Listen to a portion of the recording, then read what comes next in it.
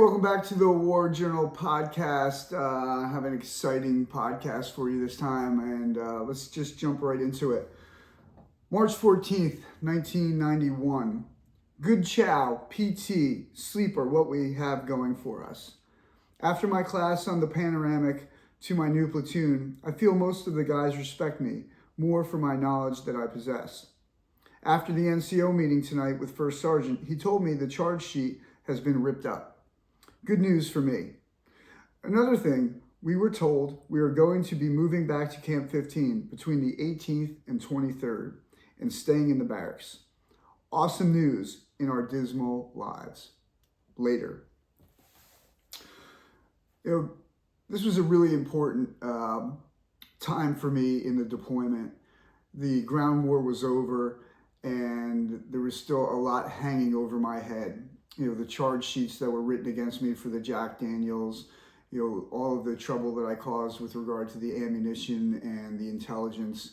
So there was a lot of uncertainty for me, not to mention the things going on with Ashley, how to manage that, and the relationship that I was developing again with Belinda. But I remember, and I wrote down, in the book that I wrote about, I remember that when the first sergeant came out and he spoke with me prior to the NCO meeting, and he asked me what happened in the firefight. And I told him, what happened, my side of the story, how I saw the staff sergeant jump out, hide behind the tire of the Humvee. And the staff sergeant had gone to the first sergeant and said that I assaulted him. And very fortunately for me, there were a couple people who saw what happened, and the first sergeant went and talked to people in the platoon, and they corroborated on my story. So the staff sergeant was trying to have another charge sheet against me for assault. First sergeant saw through everything, and fortunately for me, they dropped the charge sheet for the Jack Daniels. And the good news, in a way, just like the class I taught on the panoramic, the leadership knew everything that I was doing. They saw my actions during the artillery strike when I had to put in the 9-line brief. They saw my proactive attitude when I was getting the intel and giving it to the teams, and saw how I was making runs back to Camp 15 for ammunitions and supply. So that really overshadowed any of the negative things. But what it really did, and quite honestly, it left me jaded. I was really mad and upset. I felt betrayed in a way, for all the things I had done to establish myself in the teams, to work hard, to have a great reputation, to be proficient and knowledgeable on, reconnaissance missions and operations. And all of that was kind of ignored in a way. And, the focus of everything was on the negative, and looking at the Jack Daniels and looking at, the things that I have done. And really, I attribute some of that to my behavior. I was young and impetuous and wanted to get things done, not egotistical and be recognized, but be recognized for my knowledge and understanding and ability to help and want to help other people.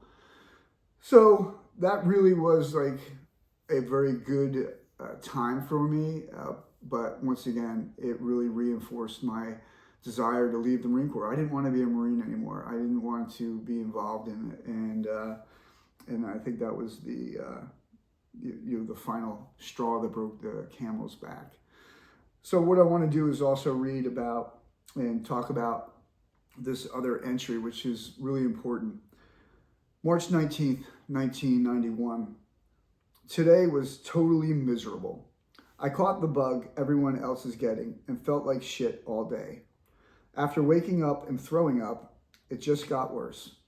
It is just a big waiting game to go back to Camp 15. I sure wish we would get the fuck out of this country. I just want out. I think that journal entry captures for me, the way I was feeling physically.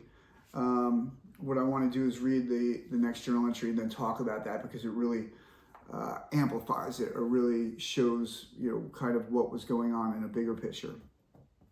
March 20th, 1991. After more people getting sick, not only at our position, after more people getting sick, not only at our position, When will the higher-ups move us from this nasty environment? People have already gone back to Camp 15 and had chest x-rays with black spots in their lungs. Besides that, I called home again today and spoke with Dad and Jamie. I can't wait to get home. I want to talk about this in two ways. I don't believe that anybody really knew the physical, psychological, emotional toll that it took on us in Desert Storm.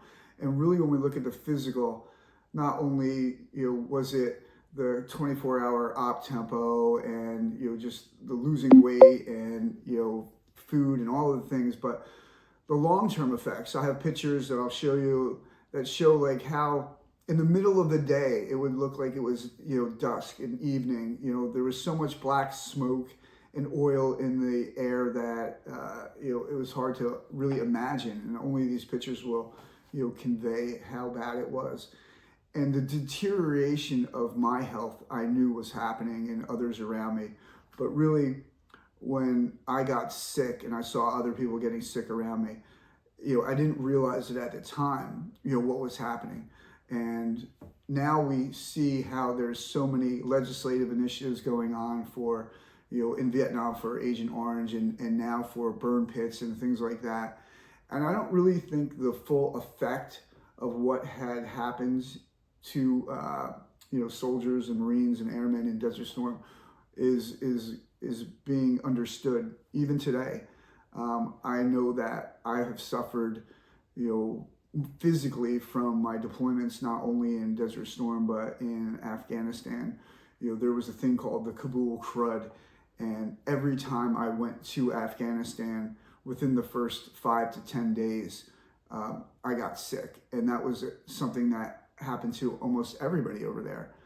And looking back in retrospect, there was nothing that we could have done. There's nothing I could have done to prevent any of the things that are happening.